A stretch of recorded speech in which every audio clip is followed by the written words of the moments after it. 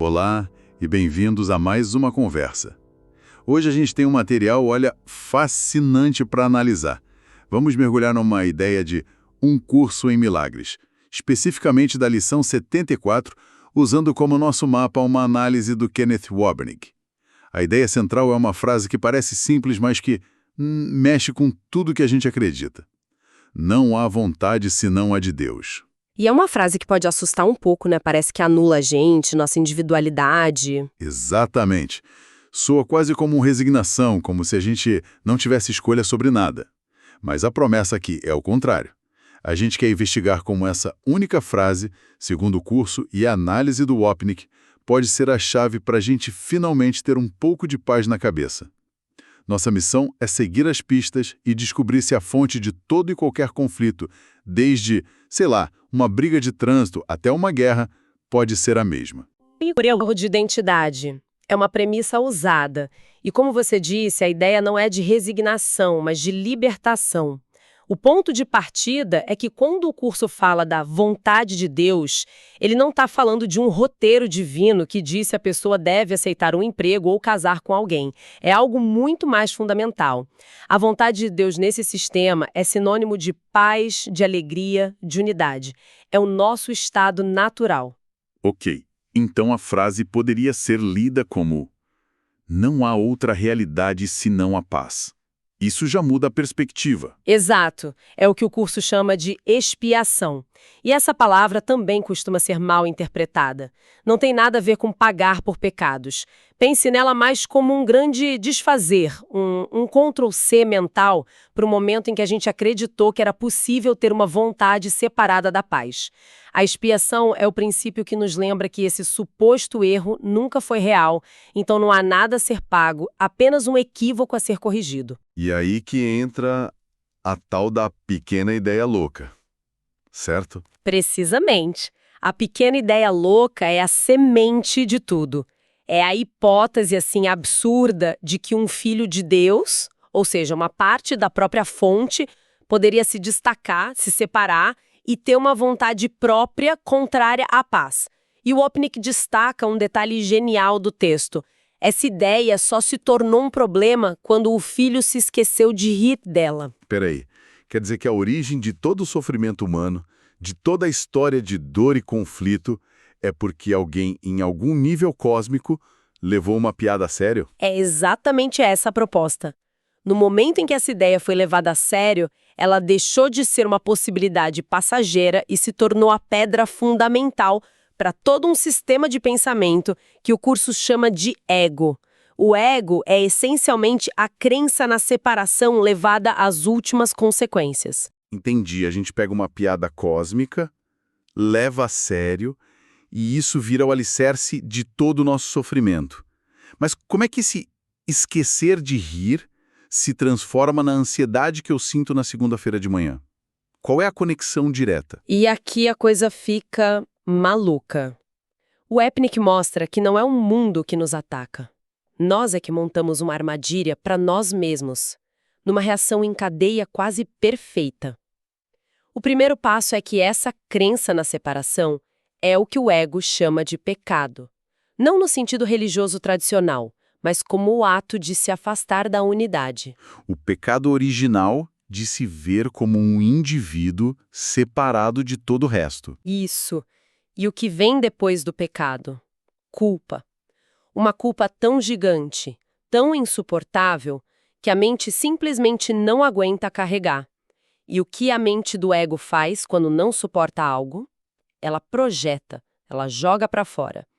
Para se livrar dessa culpa esmagadora, nós criamos uma imagem de Deus à nossa própria imagem. Um Deus que pensa como a gente. Um Deus que se ofendeu com a nossa separação, que ficou com raiva. E que busca vingança, esse é o terceiro passo. Nós inventamos um Deus vingativo para justificar e espelhar a nossa própria culpa. E o quarto passo é a consequência lógica: medo. Passamos a ter um medo aterrorizante desse Deus que nós mesmos criamos. Esse é o nascimento do conflito. A guerra não começa no mundo. A guerra original é essa, dentro da mente, entre o nosso eu separado e a figura de autoridade vingativa que inventamos para nos punir. Eu tô tentando processar isso. Sendo bem honesto, isso soa um pouco como uma desculpa. É fácil dizer que a pessoa que me irrita no trabalho é só uma projeção da minha própria culpa. Mas e se ela for simplesmente irritante? Como diferenciar uma coisa da outra na prática? Essa é a pergunta de $1 milhão. A proposta do curso não é negar que a pessoa tem um comportamento irritante no nível do mundo. A questão é olhar para a intensidade da nossa reação. A irritação desproporcional, a raiva que nos consome, o desejo de ver a pessoa punida. Essa energia extra, segundo essa linha de pensamento, não vem da situação em si. Ela é o combustível daquele conflito original reprimido. O conflito interno é tão aterrorizante que nós o empurramos para o fundo do inconsciente e o projetamos em pedaços no mundo. Então, a minha luta diária para pagar as contas, a raiva que eu sinto no trânsito, o medo da violência, tudo isso são, na raiz, ecos daquele medo de um Deus vingativo que eu mesmo inventei. É uma pílula difícil de engolir. É uma pílula imensa. E o Apnick usa até Freud para ilustrar até onde essa projeção vai. Ele menciona que Freud dizia que, desde o momento em que nascemos, estamos nos preparando para morrer. Essa luta constante contra a doença, o envelhecimento e a morte é a expressão máxima desse conflito. É o reflexo final do medo daquele Deus que acreditamos um dia virá para retomar a vida que achamos que roubamos dele no ato da separação. Nós transformamos o mundo num campo de batalha onde lutamos contra as sombras do nosso próprio medo. Uau, ok. Se a gente aceita essa premissa, mesmo que hipoteticamente, o que a gente faz com isso? Se o conflito é todo baseado numa série de ilusões, como essa compreensão nos ajuda a encontrar a paz de verdade, no meio do caos do dia a dia? A paz, como o Apnick explica, vem justamente de abandonar a estranha ideia de que somos divididos por objetivos conflitantes. Se só existe uma vontade, a vontade de paz e unidade, então só pode haver um objetivo. Todo o nosso estresse vem de tentar servir a dois mestres, a paz e os 1000 objetivos do ego, que são sempre em conflito. A paz vem de escolher um só, e é aqui que a prática se torna crucial. Certo. Mas como? A gente simplesmente repete a frase como um mantra, não há vontade senão a de Deus? E essa é a armadilha mais comum. O Apnick é muito enfático nisso. As frases do curso não são afirmações positivas para serem usadas como uma arma contra os pensamentos negativos. Isso é repressão, não cura. Espera um pouco. Isso parece contraditório. A gente passa o tempo todo ouvindo sobre pensamento positivo. Você está dizendo que nesse sistema, repetir estou em paz, quando se está com raiva, é na verdade o caminho errado? É exatamente o que ele diz. Tentar abafar um pensamento de raiva com um de paz é como tentar empurrar uma bola de praia pro fundo da piscina. Você gasta uma energia enorme e assim que se distrai, ela volta para a superfície com mais força ainda. A raiva reprimida vai voltar, talvez com uma dor de cabeça, uma doença ou um julgamento feroz contra outra pessoa. O método proposto é o inverso. O inverso? Como assim? Você não leva a verdade para a ilusão para lutar com ela. Você traz as ilusões para a verdade. É como estar num quarto escuro. Você não entra no quarto e começa a socar a escuridão, a gritar com ela para que ela saia. Isso seria loucura. Você simplesmente acende a luz. A prática é essa. Quando a raiva, o medo ou a tristeza aparecem, você não briga com eles. Você os pega pela mão, por assim dizer, e os traz para a luz da ideia central. Não há vontade senão a de Deus. Você olha para o seu medo à luz da verdade de que a separação nunca aconteceu. E o que acontece com a escuridão quando a luz é acesa? Ela simplesmente não está mais lá, porque nunca esteve, era só a ausência de luz. Exatamente. Ela desaparece porque nunca foi uma coisa real em si.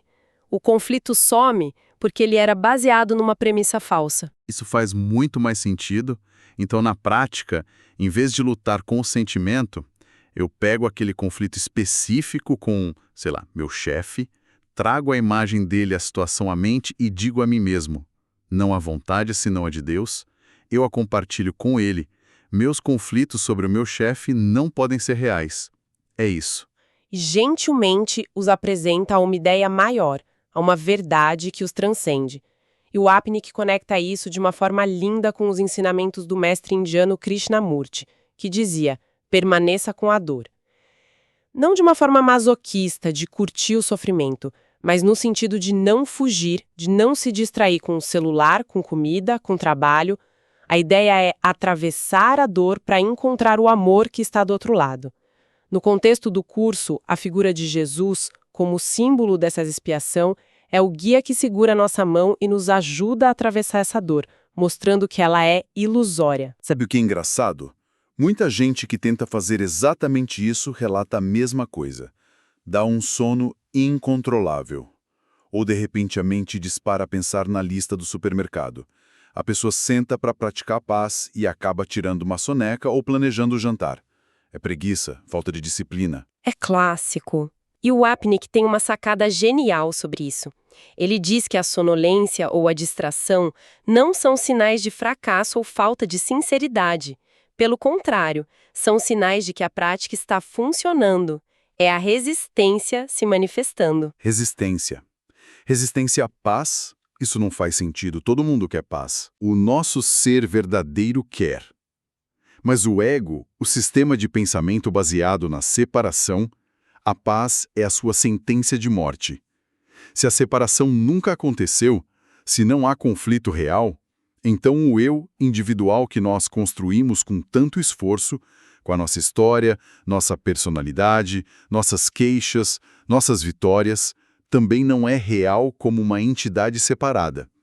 A paz significa o fim do ego, e ele não vai cair sem lutar. Então o ego é como um alarme de carro supersensível. Qualquer coisa que se aproxime da paz, ele dispara.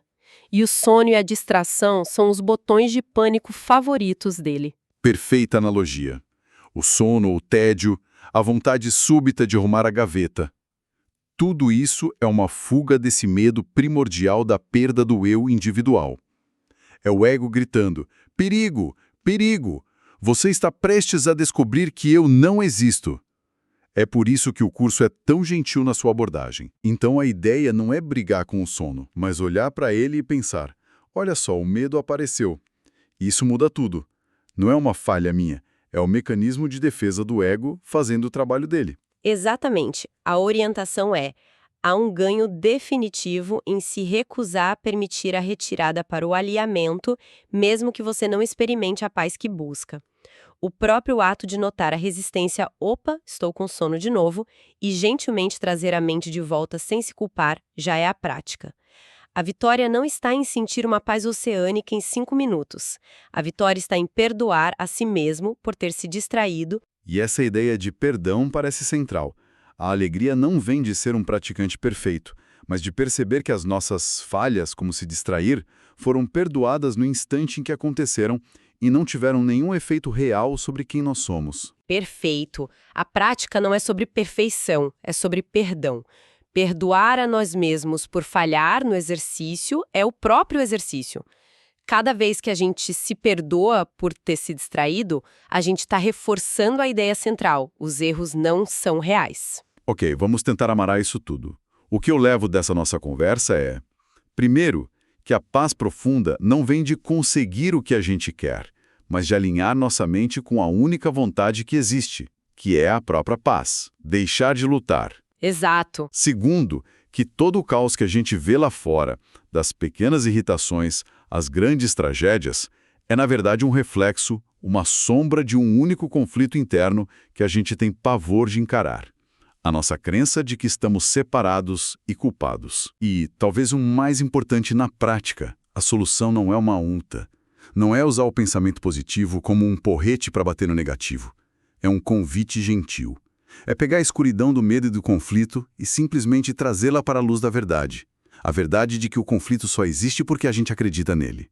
E isso nos deixa com uma reflexão final, que emerge diretamente de tudo isso. A gente falou que o conflito máximo que percebemos aqui no mundo é o da vida contra a morte. A gente luta para viver, A gente teme a morte.